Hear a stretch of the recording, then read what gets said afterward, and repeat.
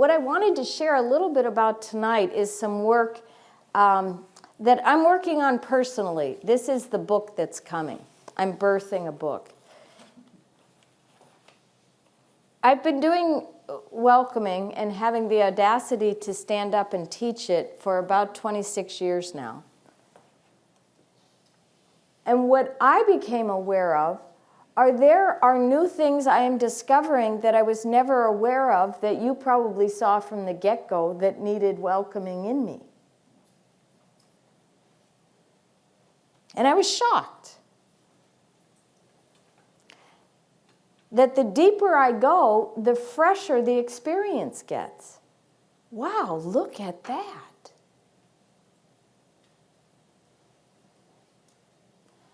Now, I do a lot of work with forgiveness, the forgiveness practice, which again, Mary Mrozowski actually articulated, the one that is taught in contemplative outreach. But you may know Father William Menninger's book, The Forgiveness Process. And his book was very helpful for me because we have a lot of practices. So tomorrow you're going to learn the welcoming practice. Or I could teach the forgiveness practice.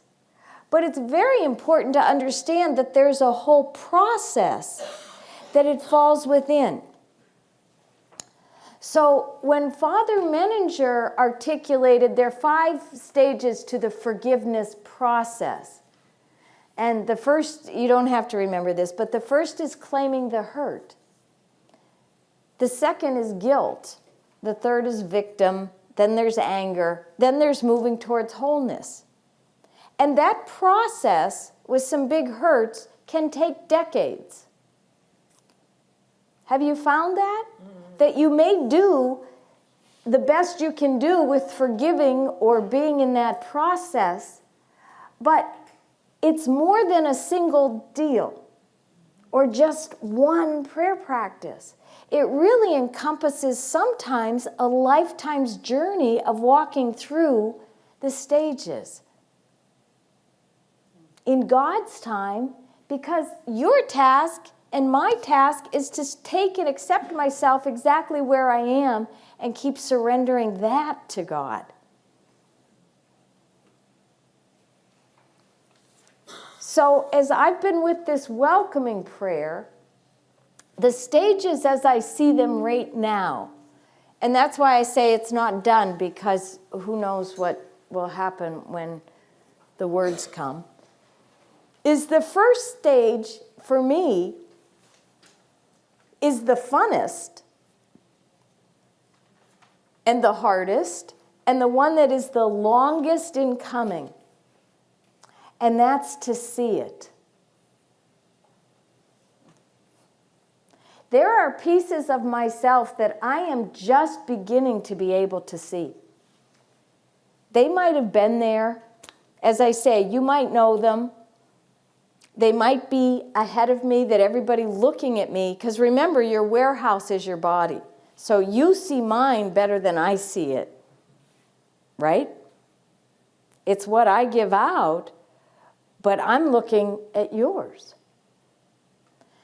So seeing it, how can I know I need help if I don't even see it? And God so loves us that we're not ready to see things that we're not able to handle yet. So as Thomas teaches, sometimes a good part of the spiritual journey is putting us back together. I don't know about you, but I came to the prayer a mess. Still am, but I'm better. Okay, progress, not perfection. So sometimes the first part of the journey is putting us back together. So you're whole enough to be shattered. Because the surrender and the breakthrough is what it's all about. But it's never out of blame, shame, discouragement, or less than. So most of us come with some baggage that needs to be dealt with before we can be healed enough that we're really ready to do some work. So seeing it has a freshness. Like, wow, I never saw that. Recently, I had the experience that I saw anger I saw.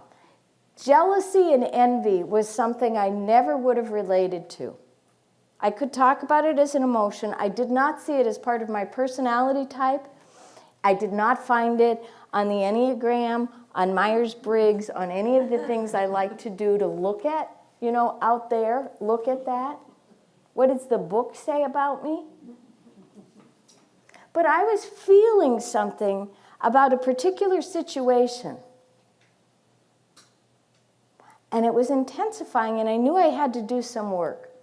I love the 12 steps, and I believe the 12 steps are the spirituality that goes hand in hand with this. And as a good 12-stepper, I decided to do an inventory on this particular problem. And guess what kept coming up? Jealousy, envy, jealousy, envy, jealousy, envy. And it was shocking, but it was also freeing. It was like, wow, because I started to play it back, and you know what? It's been there a very long time. This latest incident was just the way that I could begin to see it. But when I saw it, which moves me to the second phase, I had to allow it to be there. See, my first reaction to seeing something is to deny it or tell it to go away. If it's not pretty and all shiny and all cleaned up, it's like, nah, I don't really think that. But God's gift to me is that when I'm really supposed to see it, and you might find this in your life, don't you bump into it everywhere you go? Yep. You bump into it, you read about it, it's the television show you're watching. It just seems to come in every direction. So eventually, it was allowing it to be there. But those stages are still at arm's length for me. Okay, you might be there, and I might allow you to be in my field of vision. And eventually there comes to a certain level of acceptance. Okay, God, I really, really might have an issue. Not sure. There's no absolutes. But maybe I'm willing to look at it. And then my body leads me right into the welcoming. Now, I've been doing welcoming for years. But before I could see it, in this particular instance, it didn't really relate, if you know what I mean. It wasn't part of Mary. So my script about whatever was happening totally erased that piece. That just was not going to be in the context. It was another story.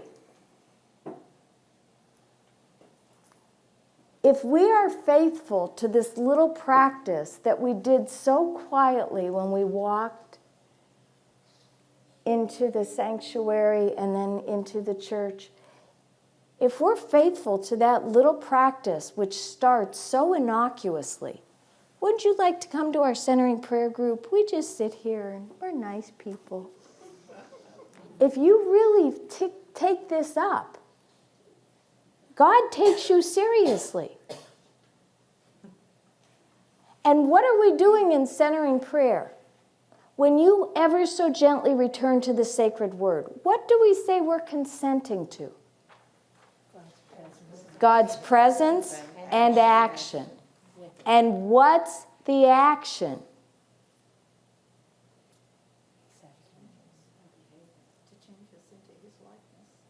To remove every obstacle that precludes the free flow of grace in us. Change us into his likeness, I heard. But what are those obstacles? They're those parts of our personality that we have totally rejected. or denied, or weren't able to see, or it's all of our stuff.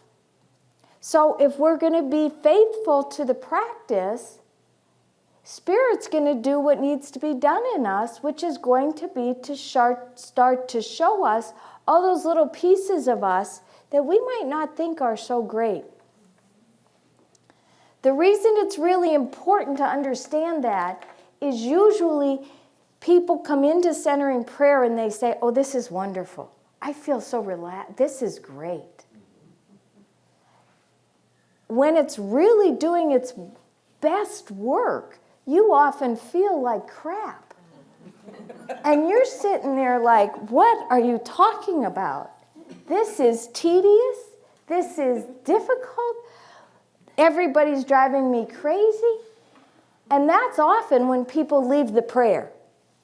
You know, like they just quietly go away. Like, well, maybe they're doing something. I don't know. I don't get it. I don't get it at all. Well, you know, it's not peaceful to me. That's when it's working. Truly. And that's where welcoming prayer is at the service of this. Because it's not just during the 20 or 30 minutes in your daily practice. When God really starts to do the work in your life, it's going to happen where? In your life. Who's in your life? People. Your children, your parents, your spouses, your neighbors, your community, our government. You name it, it's all going to start. Because it's the invitation to go deeper and to be freer.